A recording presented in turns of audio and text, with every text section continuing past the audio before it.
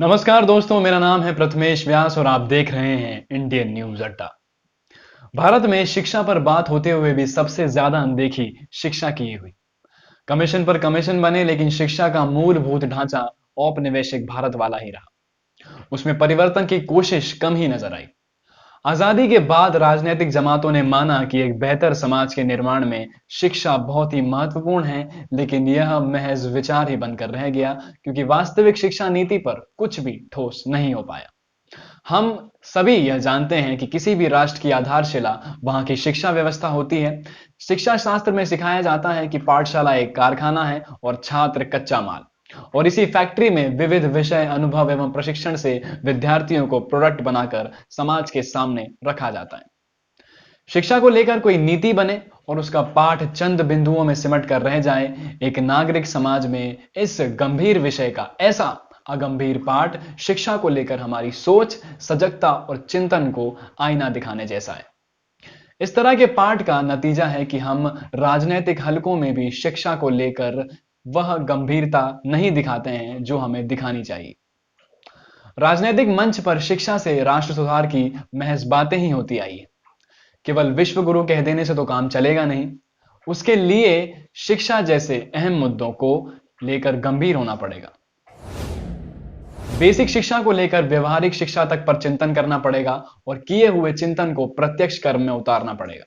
सीधे तौर पर मैकाले की वर्चस्ववादी नीति से बाहर निकलना होगा, तभी वह नींव या फाउंडेशन मजबूत होगी जिसका जिक्र बस मिड डे मील तक सीमित है। इसलिए नई शिक्षा नीति 2020 को वर्तमान के साथ बीते हुए कल और आने वाले कल के परिप्रेक्ष्य में भी समझना होगा। कोरोना काल शिक्षा के लिहाज से किस तरह बुरा साबित हुआ या हो रहा है, यह बात आप और हम बेहतर तरीके से जानते हैं। एक राष्ट्र के विकास के लिए आवश्यक है कि उस राष्ट्र के नागरिक शिक्षित हों। शिक्षित राष्ट्र ही विकास की सीढ़ी चढ़ते हैं। इसलिए एक देश के लिए उसकी शिक्षा व्यवस्था भी उतनी ही आवश्यक होती है जितनी कि उस राष्ट्र की अर्थव्यवस्था। साल 2020 शिक्षा का काला साल कहा जा सकता है, जिसमें विद्यार्थियों ने पूरे साल विद्यालयों में कदम तक नहीं रखा। तो वहीं केंद्र सरकार ने शिक्षा नीति में सुधार के उद्देश्य से नई शिक्षा नीति लागू की, जिसे सभी के परामर्श से तैयार किया गया है। किसी नीति के व्यवहार में आने के बाद से देश में उसके पक्ष और विपक्ष में चर्चाओं का दौर शुरू हो जाता है। ठीक उसी तरह नई शिक्षा नीति को भी इन चर्चाओं का सामना करना पड़ा। मैकाले की नीतियों से हम कब के बाहर निकल चुके होते, भारत की सभी भाषाओं का विकास हो चुका होता और समाज वैज्ञानिक चेतना से लैस होता, जबकि ऐसा नहीं है। इसलिए नई शिक्षा नीति को एक साथ आशा और संदेह की दृष्टि से देखा जा रहा है। इस नीति में बहुत से प्रावधान तो वही हैं जो पिछली नीतियों में चले आ रहे हैं और आगे की नीतियों में भी चलते रहेंगे। ऐसा लगता है क्योंकि शिक्षा को लेकर हमारी सोच, हमारी गंभीरता बहुत कम है। नीति निर्माता शिक्षा को राज्य का विषय कम ही मानते हैं। वह धीरे धीरे शिक्षा को निजी हाथों में देने पर ज्यादा जोर दे रहे हैं। शिक्षा का यह निजीकरण दूसरी शिक्षा नीति के आने के बाद से जोर शोर से होने लगा था। गांधी जी के अनुसार शिक्षा किसी भी छात्र के शारीरिक और मानसिक विकास का एक साधन है। चर्चा का विषय अब यह है कि 1986 की शिक्षा नीति की किन त्रुटियों को दूर करने जा रही है 2020 की यह शिक्षा नीति, जिसकी जरूरत वर्तमान परिप्रेक्ष्य में पड़ रही है। साथ ही क्या यह राष्ट्रीय शिक्षा नीति उन उद्देश्यों को पूरा करने में सक्षम होगी जो किसी राष्ट्र को शिक्षित राष्ट्र बनाते हैं। कहा जा रहा है कि मानव संसाधन विकास मंत्रालय का नाम भी नई शिक्षा नीति 2020 की घोषणा के साथ ही बदलकर शिक्षा मंत्रालय कर दिया गया है।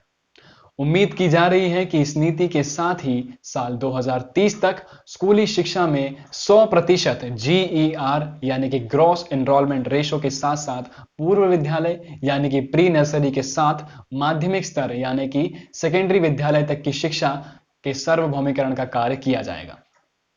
सबसे पहले तो यह जान लेना बहुत जरूरी होगा कि नई शिक्षा नीति के मुख्य बिंदु क्या हैं और किस तरह से यह नई शिक्षा नीति 1986 की शिक्षा नीति से अलग है। स्कूल शिक्षा संबंधी प्रावधान क्या है? नई शिक्षा नीति में 5+3+3+4 वाले शैक्षणिक संरचना का प्रस्ताव रखा गया है, जो 3 से 18 वर्ष की आयु वाले बच्चों को शामिल करता है। नई शिक्षा नीति के तहत HHRO द्वारा बुनियादी साक्षरता और संख्यात्मकता के ज्ञान पर एक राष्ट्रीय मिशन यानी कि national mission on foundational literacy and numeracy की स्थापना का प्रस्ताव भी रखा गया है। इसके द्वारा वर्ष 2025 तक कक्षा 3 स्तर के बच्चों के लिए आधारभूत कौशल सुनिश्चित किया जाएगा। शारीरिक शिक्षा के संबंध में क्या कहती है शिक्षा नीति, आइए जानते हैं। विद्यालयों में सभी स्तर पर छात्रों को बागवानी, नियमित रूप से खेल कूद, योग, नृत्य, मार्शल आर्ट आदि को स्थानीय उपलब्धता के अनुसार प्रदान करने की कोशिश की जाएगी, ताकि बच्चे शारीरिक गतिविधियों एवं व्यायाम वगैरह में भाग ले सके। पाठ्यक्रम और मूल्यांकन संबंधी सुधार इस नीति में क्या क्या किए गए हैं, आइए जानते हैं। इस नीति के अंतर्गत अब कला, विज्ञान, व्यावसायिक तथा शैक्षणिक विषयों एवं पाठ्यक्रम व पाठ्येतर गतिविधियों को एक समान विषय मानकर पढ़ाया जाएगा। अब असल मसला इनके क्रियान्वयन का ही है। शिक्षा पर जीडीपी का 6% खर्च करने की बात 1986 में कही गई थी, लेकिन ऐसा हुआ कभी नहीं। त्रिभाषा फॉर्मूला, संस्कृत को बढ़ावा देना आदि चर्चा कई बार होती आई है, लेकिन जमीन पर कोई कार्य नहीं हुआ। शिक्षा की हालत दिनों दिन खराब होती गई। शिक्षा को वस्तु यानी कि कमोडिटी के तौर पर देखा जाने लगा। वर्ल्ड ट्रेड ऑर्गेनाइजेशन ने बाकायदा शिक्षा को उत्पाद के रूप में रखा गया। राज्य ने हर शिक्षा नीति के साथ शिक्षा से स्वयं को मुक्त कर दिया और उसे निजी हाथों में देने की कोशिश जारी रखी। उसी के परिणाम है वह प्राइवेट स्कूल जिन्हें पब्लिक स्कूल कहा जाता है।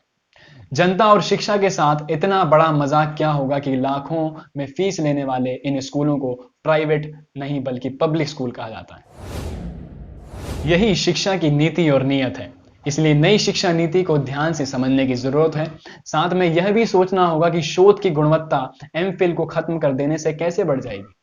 कॉलेजों को स्वायत्त कर देने से उच्च शिक्षा से कितने लोग वंचित रह जाएंगे। यह उच्च शिक्षा के निजीकरण की तरफ पहला कदम तो साबित नहीं होगा। जहां स्कूल से लेकर विश्वविद्यालय स्तर तक 40 से 50% शिक्षकों के पद रिक्त हैं, वहां कैसे नई शिक्षा नीति के लक्ष्य को प्राप्त किया जा सकता है। इस तरह के कई सवाल और आशंकाएं हैं। कक्षा 6 से ही शैक्षणिक पाठ्यक्रम में व्यावसायिक शिक्षा को शामिल कर दिया जाएगा और इसमें इंटर्नशिप की व्यवस्था भी की जाएगी। राष्ट्रीय शैक्षिक अनुसंधान और प्रशिक्षण परिषद यानी कि national council of educational research and training NCERT द्वारा स्कूली शिक्षा के लिए राष्ट्रीय पाठ्यक्रम रूपरेखा national curriculum framework for social education तैयार की जाएगी। छात्र के संपूर्ण विकास के लिए अब कक्षा 10वीं और 12वीं की परीक्षाओं में बदलाव किया जाएगा। इसमें भविष्य में सेमेस्टर या बहुवैकल्पीय प्रश्न आदि जैसे सुधारों को शामिल किया जा सकता है। छात्रों की प्रगति के मूल्यांकन के लिए मानक निर्धारण निकाय के रूप में परख नाम से एक राष्ट्रीय आकलन केंद्र यानी कि नेशनल असेसमेंट सेंटर की शुरुआत भी की जाएगी। छात्रों की प्रगति के मूल्यांकन तथा छात्रों को अपने भविष्य से जुड़े निर्णय लेने की सहायता प्रदान करने के लिए कृत्रिम बुद्धिमत्ता यानी कि आर्टिफिशियल इंटेलिजेंस, जिसे हम एआई भी कहते हैं, इस पर आधारित एक सॉफ्टवेयर का प्रयोग किया जाएगा। भारत में मौजूदा शिक्षा नीति 1986 की लागू की गई थी, जो कि यूरोपीय शिक्षा नीति से ली गई थी। इसमें बाद में संशोधन किया गया, परंतु इस बार नीति को पूर्ण रूप से बदला गया है। राष्ट्रीय शिक्षा नीति 1986 को भी एक बार जान लेते हैं। इसका पहला मुख्य बिंदु था कि इस नीति का उद्देश्य असमानताओं को दूर करने, विशेष रूप से भारतीय महिलाओं, अनुसूचित जनजातियों और अनुसूचित जाति समुदायों के लिए शैक्षिक अवसर की बराबरी करने पर विशेष जोर देना था। इस नीति ने प्राथमिक स्कूलों को बेहतर बनाने के लिए ऑपरेशन ब्लैक बोर्ड को भी लॉन्च किया था। इस नीति ने इंदिरा गांधी राष्ट्रीय मुक्त विद्यालय के साथ साथ ओपन यूनिवर्सिटी प्रणाली का भी विस्तार किया था। ग्रामीण काल में जमीनी स्तर पर आर्थिक और सामाजिक विकास को बढ़ावा देने के लिए महात्मा गांधी के दर्शन पर आधारित ग्रामीण विश्वविद्यालय मॉडल के निर्माण के लिए नीति का आह्वान किया गया था। इस शिक्षा नीति को पढ़ने के बाद एक महत्वपूर्ण सवाल यह है कि अब तक तीनों शिक्षा नीतियों में संस्कृत, हिंदी और क्षेत्रीय भाषाओं के विकास की कई बातें कही गई हैं, लेकिन इसमें कहीं भी निजी स्कूलों, कॉलेजों और विश्वविद्यालय में संस्कृत, हिंदी आदि के पठन पाठन पर कोई जोर नहीं दिया गया है। ऐसे में भाषा का विकास कैसे होगा, उसको बढ़ावा देने का क्या अर्थ है, इस तरफ भी विचार करना चाहिए। नई शिक्षा नीति क्या ऐसे सभ्य समाज का निर्माण कर पाएगी जो कथाएं हम नैतिकता के आधार पर सुनते आए हैं, वह क्या समाज में हम घटित होती देख पाएंगे? क्या समाज में संविधान के वह उच्चतम मूल्य नागरिकों के आचरण में स्थापित होंगे? एक इंजीनियर, डॉक्टर के साथ साथ क्या समाज में एक आदर्श नागरिक एवं एक आदर्श इंसान का निर्माण हो पाएगा? वर्तमान में इन गंभीर विषयों पर ना तो चर्चा है, ना ही चिंतन। विडंबना यह है कि शिक्षा पेट भरने का साधन बन रहा है और डिग्री योग्यता निर्धारण का। समाज और इंसान को बदलने का मादा अगर किसी अस्त्र शस्त्र में है तो वह है शिक्षा। शिक्षा का मकसद केवल उसे बेहतर तरीके से बनाने में नहीं, बल्कि उस बेहतरीन व्यवस्था, मूल्यों को धरातल पर उतारने में भी है। डॉक्टर बाबा साहेब अंबेडकर का वह विचार आज भी प्रासंगिक है कि संविधान चाहे जितना भी बेहतरीन मात्र हो, उसे लागू करने वाले हाथ अगर पाक और साफ नहीं होंगे तो संविधान का मूल्य शून्य ही रहेगा। तो यह थी नई शिक्षा नीति 2020 पर इंडियन न्यूज अड्डा की खास रिपोर्ट। मैं हूं प्रथमेश व्यास, आपसे विदा लेता हूं। देश दुनिया की तमाम बड़ी खबरों के लिए देखते रहिए इंडियन न्यूज अड्डा। धन्यवाद।